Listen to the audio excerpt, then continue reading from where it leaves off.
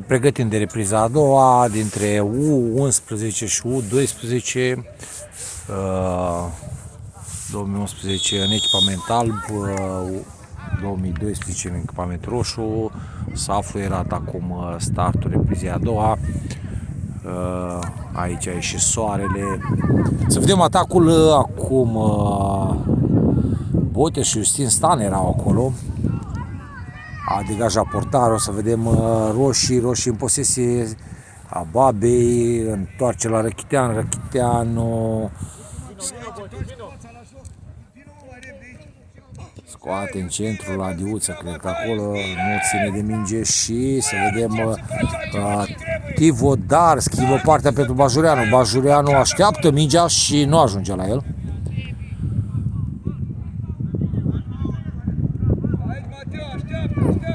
Mingea iese în out, acolo va fi repunere pentru roșii.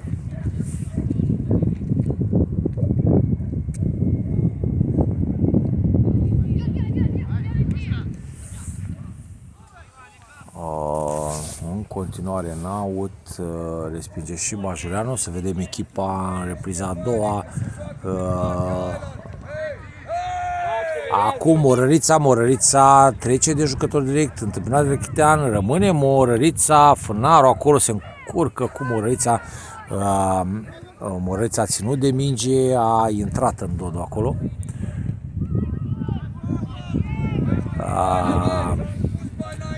Cam supărați acolo băieții. Mingea ajunge la Mateo Murariu. Schimbă partea la Todrică, Murariu, plan apropiat. Să vedem, Todrică intră, Justin Stan joacă, Justin Stan intră careu și plasează pe lângă portar. Deschide scorul Justin Stan din pasa lui Todrică.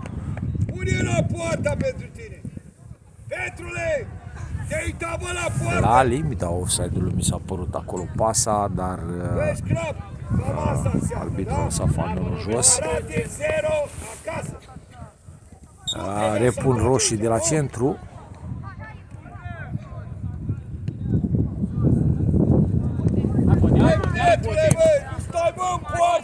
Găsita Babi, dar acolo calcă pe minge și Mateo trimite mingea la Cojucariu. Schimbă partea acolo Alex în diagonală pentru Bajoreanu, nu ajunge. Nu ajunge mingea la Bajoreanu. Va fi out. Eu nu mai văd în cameră, bate soarele exact din față.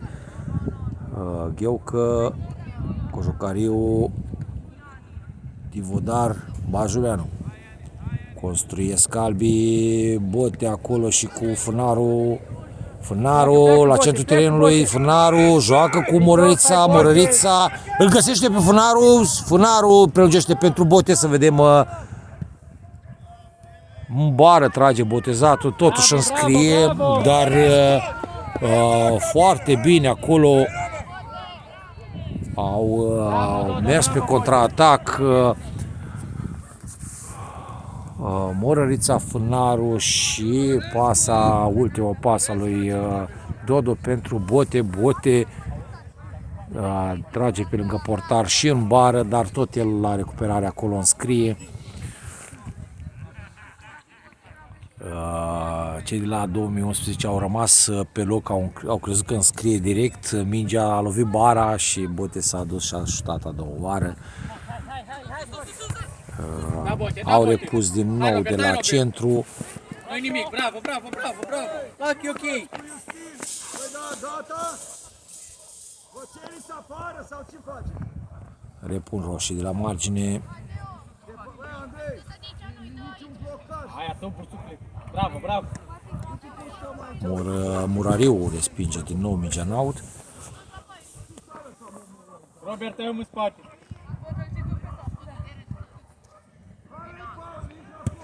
Bravo. Justin, lateral pentru Morărița, Morărița, dribbling, Morărița ține de minge, trece de un jucător, ajunge la centru, găsește pe Bajureanu, să vedem, da, mingea ajunge la Bajureanu, prelungește pentru Justin. Justin scapă, mingea de sub control acolo și mingea ajunge în brațele portarului.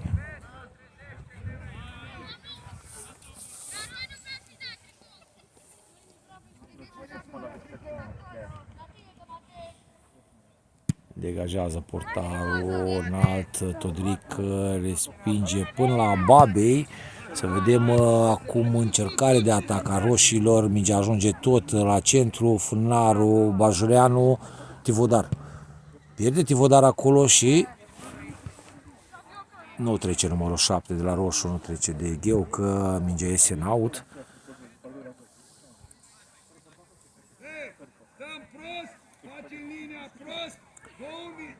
Soarele bate acum din față. Vedem.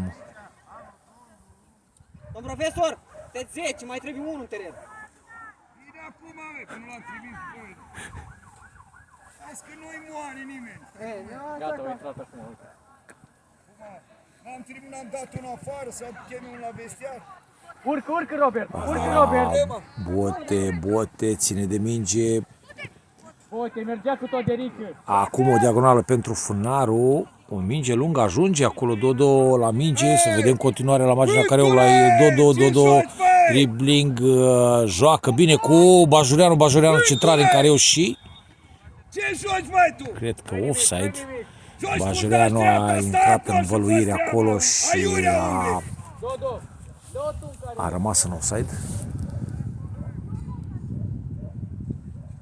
Acum au reluat roșii de la marginea careului. Putem spune că U12 a ținut o repriză în șah pe U11.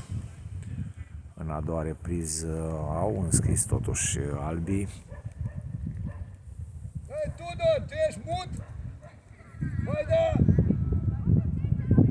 Da, acum trebuie să te anunț cineva la radio. Au aruncat de la margine, mingea ajunge la Mateu. Mateu schimbă partea la Murariu.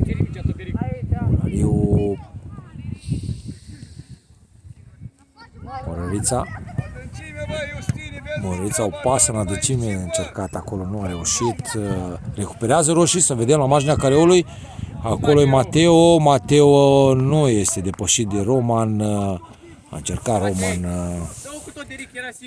A încercat Roman să treacă pe lângă Mateo, nu a reușit și repun repede albii, Gheucă, Fânaru, Bajureanu, Justin nu pasează în continuare la bote și blochează atacul roșii.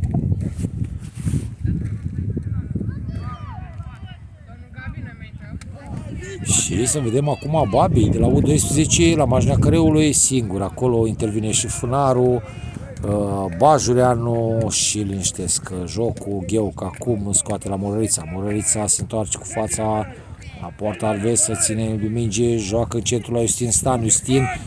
Justin în centru, Murărița, bote, să vedem contraatacul albilor, singur bote, driblează pe și se stinge atacul albilor acolo. Todrică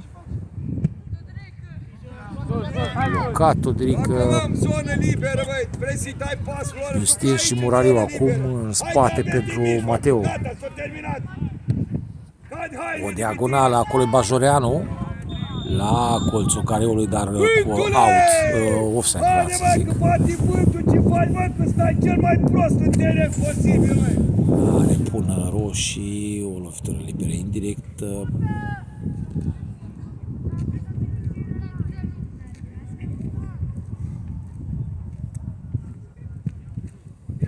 Acum degajează peste centrul terenului. Nu ajunge mingea la coechipieri, recuperează albii. Cineva e jos acolo, să văd, cred că Tivodar e jos. Sau Dodo. E Dodo acolo. N-am văzut contactul, mingea ajunge la Murariu. Murariu, Matei, Matei, dribbling la centru, să vedem continuarea lui Morărița. Morărița ține de minge în continuare, blocat Morărița. A avut 2-3 jucători, a trecut, a faultat acum. Era în apropiere și Bajureanu și Fânaru acolo.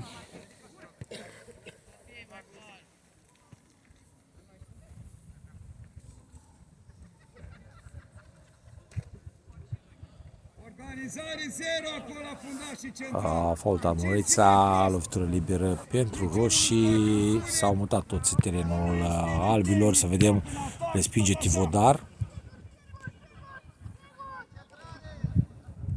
Toată echipa roșii în atac, să vedem, dar mingea ajunge la Cojucariu. Să vedem continuarea acum, Todrică cu spatele la joc. Îl căuta Cojucariu, dar Todrică nu alerga pe lângă. Astfel mingea ajunge din nou la roșii.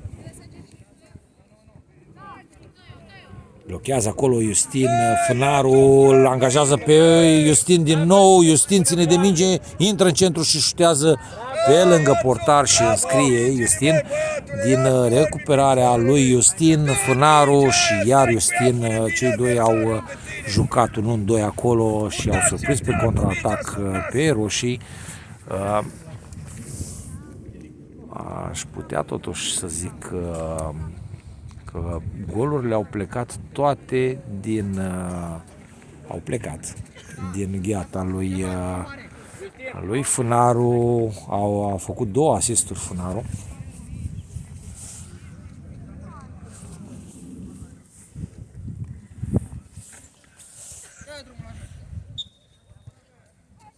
Iese acum Justin, cred că a intrat Ciobanu, da? A intrat Ciobanu în locul lui Justin. Justin Stana a înscris de 2 ori și odată Bote.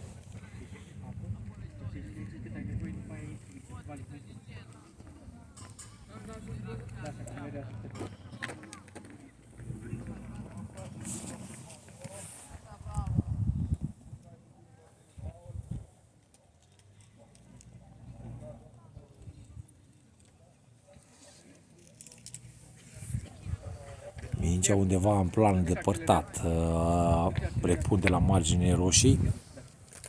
Nu văd nimic pe cameră, sper să se vadă.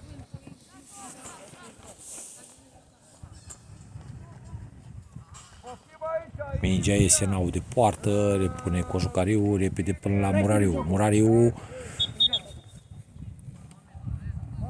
se fac câteva schimbări, se oprește jocul.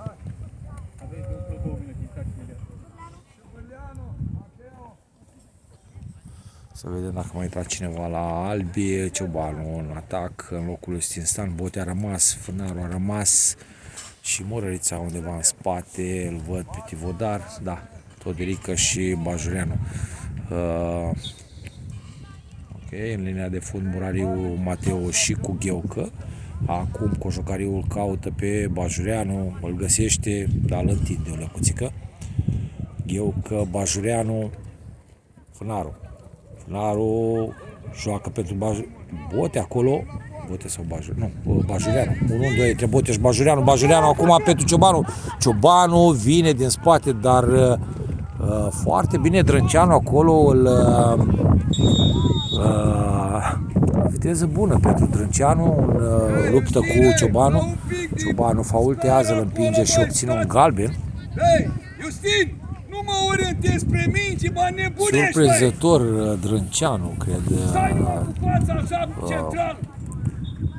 L-a trecut la viteză pe Ciobanu. Dar rămânem cu pasă bună de la Bajureanu pentru Ciobanu. Acum degajează terenul roșii, Tivodar recuperează, degajează din nou terenul roșii, mingea ajunge la Cojucariu în careu, schimbă partea la Murariu, Murariu urcă, îl găsește bine pe Ciobanu, să vedem continuarea, Murariu și Murariu îl angajează pe Todrică pe partea dreaptă, să vedem Todrică se apropie de careu, Cred că își prelungește mingea, da, foarte, foarte mult și obține totuși un corner.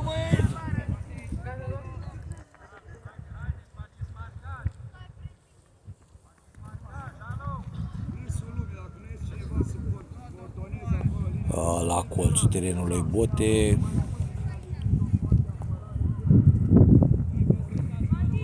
Vedem centrarea lui Bote acum.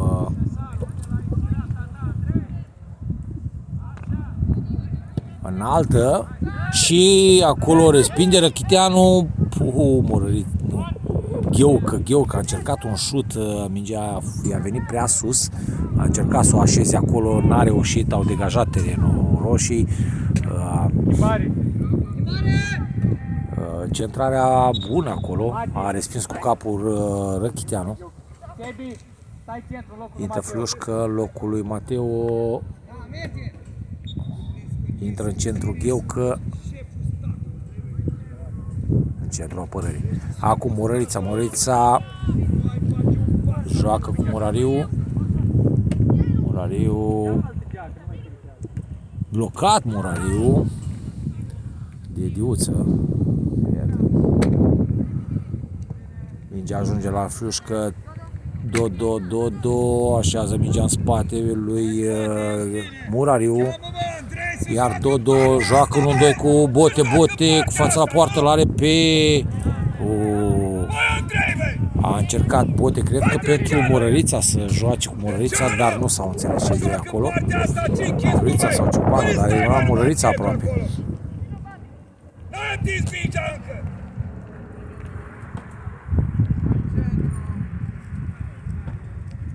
Degajează portarul până la Murariu așează lui Tivodar întoarce bine, fața la poartă Tivodar, îl găsește pe Bajureanu pentru Murărița între doi jucători, pierde acolo.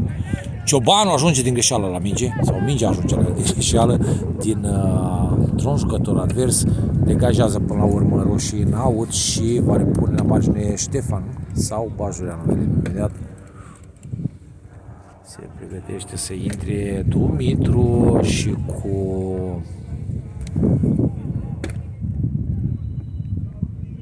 au repus de la margine albii. Pierde Ștefan acolo? Nu, a ajuns mingea la Gheucă schimbă partea la Murariu pentru Bote, să vedem continuarea la Bote pentru Ciobanu, nu a reușit filtranta, recuperează Bote, totuși Bote tot pe Ciobanu caută, era în dreapta Todrică. Murărița acum blocat în centru.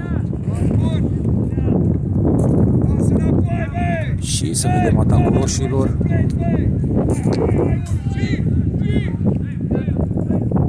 O minge înaltă, respinge Gheucă acolo. Fânaru. Murărița schimbă la Murariu. Așează Murariu pentru Ciobanu. Ciobanu pentru Todrică, să vedem continuarea lui Todrică pe partea dreaptă, întâmpinat Todrică acolo și face loc pentru centrare. Pe jos pentru Bote așează mingea pe lângă bara portarului.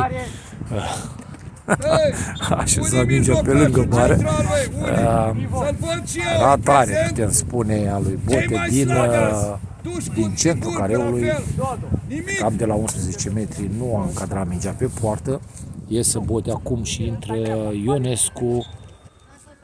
A ieșit și Cojucariu și a intrat Marian și Tivodar.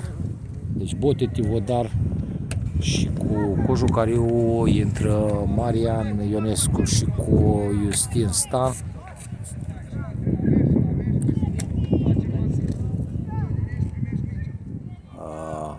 August Lecuțică și Dodo, cred.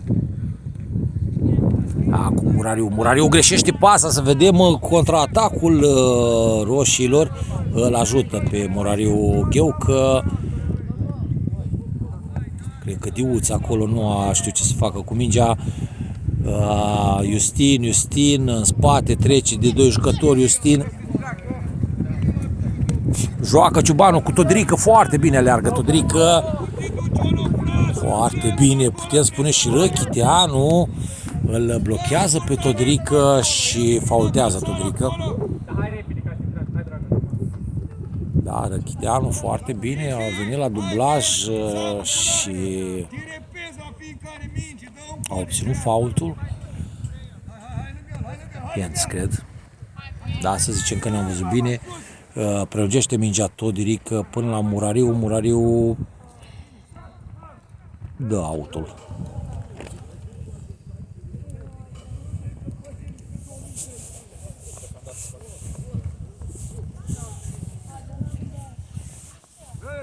vorbiți, mă, între voi. Vorbiți să sunteți feriați. De ce vă Repun roșii de la margine din preajma careului albilor. Recuperează Morărița pentru Ionescu schimbă partea pentru Bajureanu, să vedem, ajunge mingea la Bajureanu, să vedem în continuare Morărița în zonă. Morărița intră printre doi jucători, dar Răchiteanu joacă cu portarul, schimbă și partea. Acum la recuperare albi în jumătatea roșilor. Recuperează Justin, Murariu. Dumitru, am uitat de Dumitru, dar intrase ceva mai devreme. Flușcă o minge înaltă pentru Ionescu. Bagă capul acolo Răchiteanu, rămâne mingea la Ionescu. Ionescu schimbă partea bine pentru Todrică. Todrică la marginea careului driblează acolo, să vedem în centru pentru Ionescu. N-ajunge mingea la el. Greșește Todrică, pasa și roșii, să vedem, încearcă un atac. Oprit atacul de Gheucă, care trimite mingea în aut.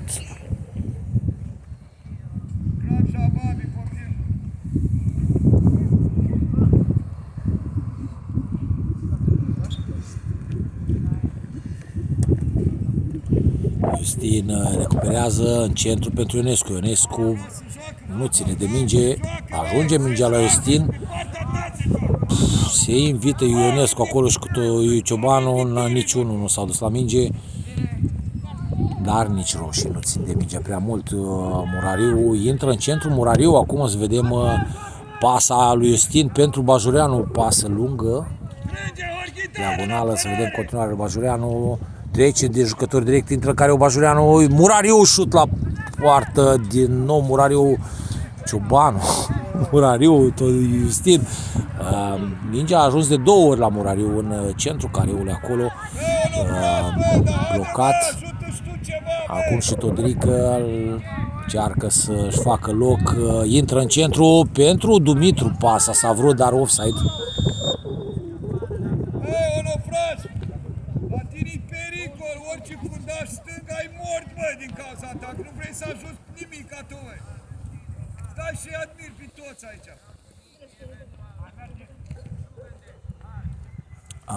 Offside Răchiteanu, acum bate lovitura liberă peste centrul terenului cu capul Murariu, Murărița, Dumitru. Dumitru așează pentru Murărița, Murărița se întoarce la Gheucă. Murariu, Justin. Morărița așează din nou lui Justin și acum pentru Ciobanu, pasă bună a lui Justin, dar mingea tot offside. Hai că s-o termina, bă, că nu vrei să-ți termine antrenamentul. Hai, da, nu te mai uiți la nimica, bă. Da, schimbați Morărița și cu Justin, intră Man și cu Ahire.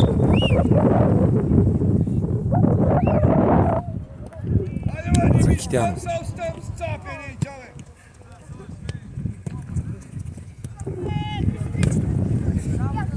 bă. Mingea în plan apropiat aici, obțin roșii un out. Știi ce înseamnă să pierzi mingea și să muncească altă.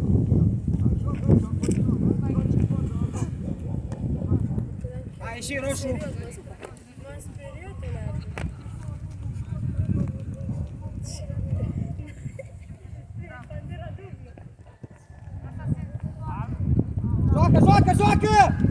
Da, au crezut că își minge afară, recuperează Todrică, pierde tot el. Căte, stai mai sus. Și cred că un fault acolo, dar galben, ia Todrică, galben. Îl blochează pe numărul 17 acolo. Cred că forță disproporționată și obține roșu un fault. Departe de poartă, într-adevăr, dar să spunem prima lovitură liberă a roșilor ceva mai aproape de careul albilor. Și să vedem șut, încercare de șut la poartă, blocat, mulți jucători acolo. Iese Marian, prinde, n-au apucat să șuteze. Joacă repede cu Murariu Marian. Mingea nu ajunge la Todrică. Arhire. Dumitru acolo. Arhire.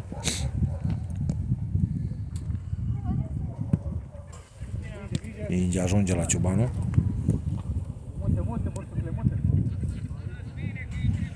Murariu. Ciobanu.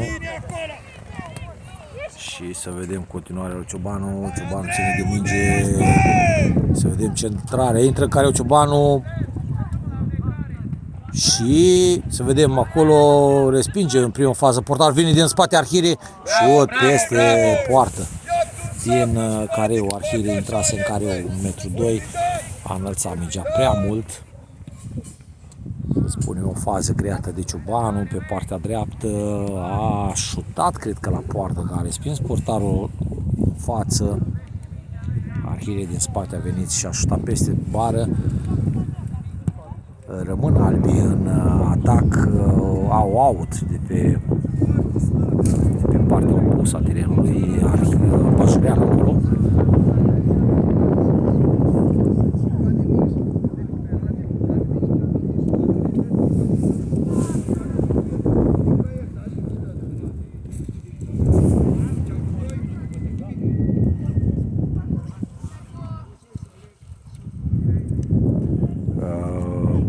Acum se aruncă de la margine. Ciobanu pierde mingea, ajunge totuși Man acolo și cu Dumitru. Au încercat un 1-2, nu ne-a reușit și mingea iese în aut de poartă.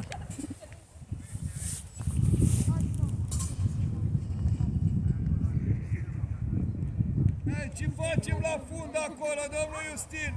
Îi depășesc toți 1-1. Hai, unul frate, mai aproape.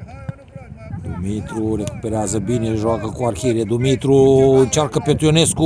Ionescu încălcăi pentru Dumitru, pentru Man. Nu le-a ieșit acolo combinația. Și să vedem, au încercat roșii să iasă, recuperează Murariu, Todric, Arhire cu Todric. Bună pasă pentru Ionescu, să vedem, da offside. Dacă a fost pe linie.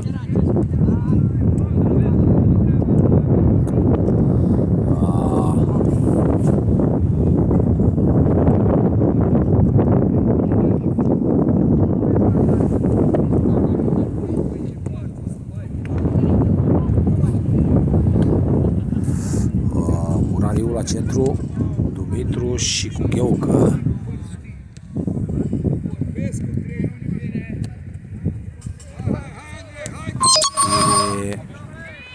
Reușește pasa Arhire, dar recuperează până la urmă Ciobanu. Ei,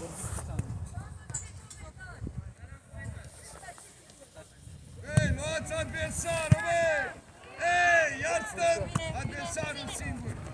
Murariu.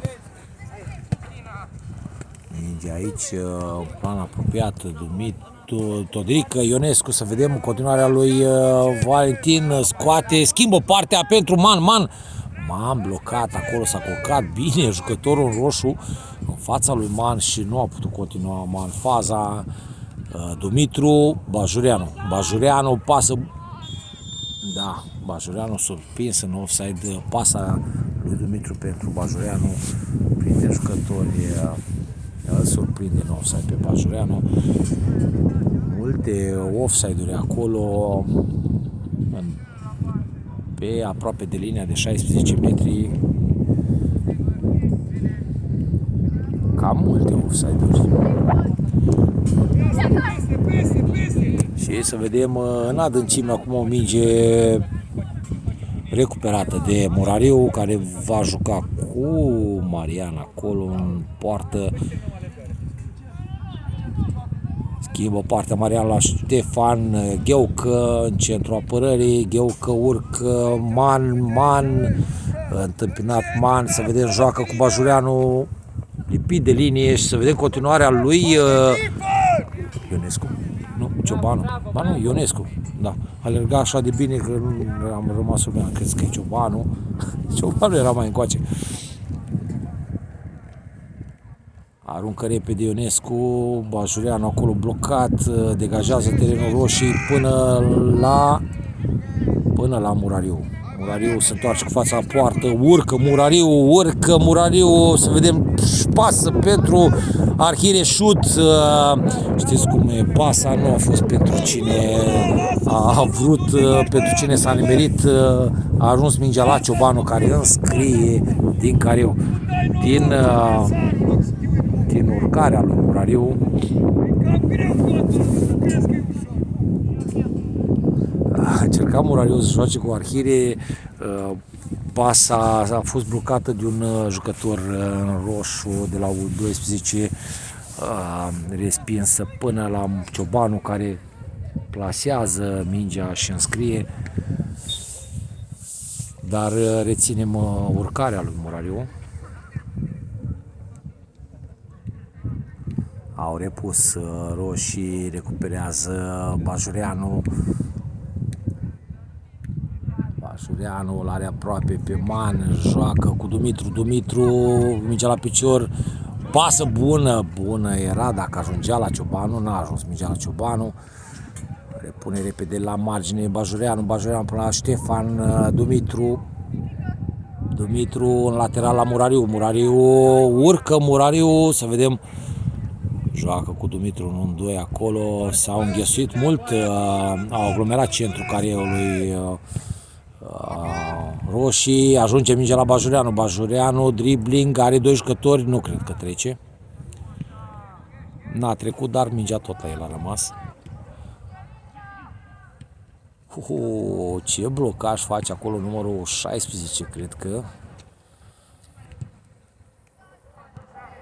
Răchiteanu degajează acum terenul până la centru, dar nu e nimeni acolo. Ajunge mingea la Marian, care schimbă la Murariu. Arhire, Todrică. Offside.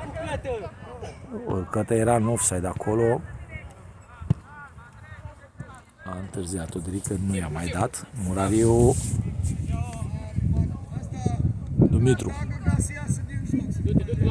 Dumitru urcă. Bună pasa pentru, bună până ridică fanionul arbitru, deci nu e bună. Bajureanu de multe ori surprins în offside, sau pasa a fost prea întârziată. Acum cred că când una, când alta, cam așa a fost.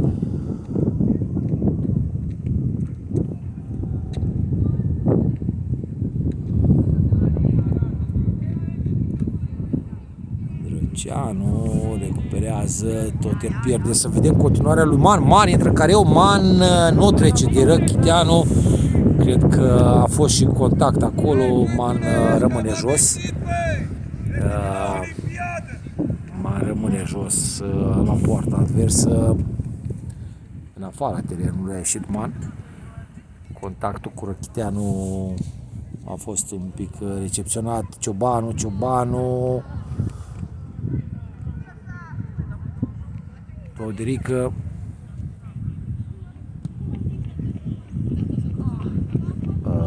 Cred că acolo Ciobanu a pus o talpă. Da, nu a făcut bine nici Cătălin acolo, a dat mingea direct în adversarul culcat. Cred că într-un meci oficial asta îl costa și un cartonaj. Talp și pe urmă a lovit cu mingea adversarul cam mult. Murariu respinge, ban înlocuit și iată se termină a doua repriză. Ban înlocuit după contactul cu Răchiteanu, intrase Murărița, așa că se termină și a doua repriză. Vom încheia pentru a putea relua transmisia imediat ce începe. Deci se încheie repriza a doua cu scorul de 4-0. Ne vedem imediat pentru a treia repriză.